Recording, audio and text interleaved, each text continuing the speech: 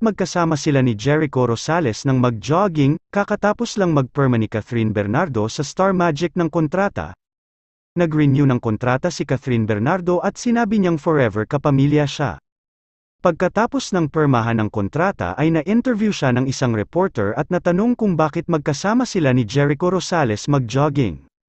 Sagot ni Catherine, kasi si John Manalo, a good friend of mine, going Bulilit days, so nagkita kami noon kasi magwo-workout talaga ako dati tapos na-mention niya na magwo-workout, sabi niya gusto mo sumama Kath? Sagot ni Kath, okay why not, kaysa mag-workout ako mag-isa. So yun nag-jogging kami. It was 11 PM late na. We were having fun and working out, yun lang.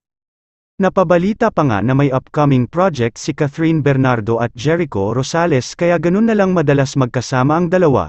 Si Jericho Rosales rin ang isa sa mga nagbigay mensahe kay Catherine sa pag-renew niya ng kontrata sa Star Magic.